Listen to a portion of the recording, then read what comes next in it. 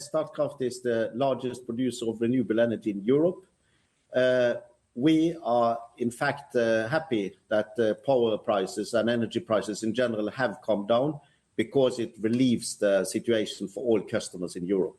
But of course, as a producer, profits in the fourth quarter was lower than the same quarter last year, thanks to lower prices. However, the full year of 2023 in total was the second best year ever for our company, just surpassed by 2022. So we are in a very good situation when it comes to earnings, and we are moving full speed ahead with constructing new power plants in many European countries and outside. Just talk to us about the investments required here in terms of upgrading some of the renewable infrastructure. Where are you at? What type of investments are now required over the year ahead?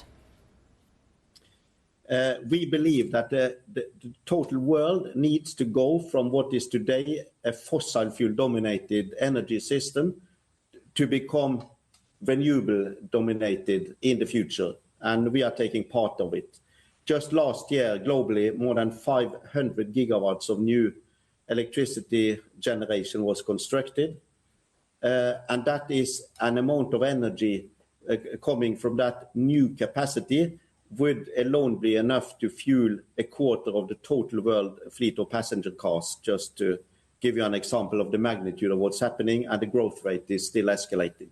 So when it comes to Statkraft, we completed 8 new power plants last year, all renewable. Solar, wind and hydro are the technologies we invest in, plus grid stability, in order to have a stable grid with all these volatile new technologies. And we also started 11 new projects. And we are intending to increase our investment up to more than 30 projects per year from next year onwards. Christian, it's fascinating to hear what you're saying about your commitment to renewables, and that's obviously very laudable. But the fact remains that Norway's wealth, a large percentage of it is from oil and gas. Norway remains one of the most important oil and gas producers on the planet as well.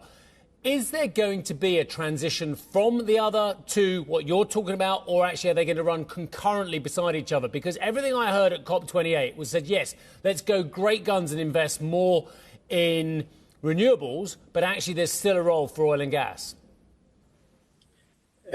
Both is true.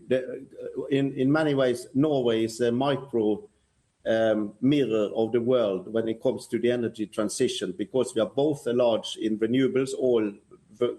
99% of all the electricity in the country is renewable, while at the same time we are a large oil and gas producer.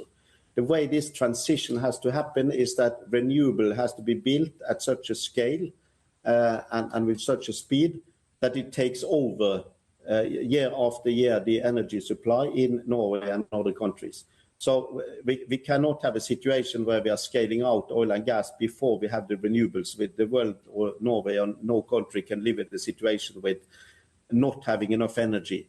So the strategy of any country should be to construct as much renewable as one can do in a prudent way, and gradually replace the oil and gas. In addition, of course, all energy needs to be used as efficiently as possible.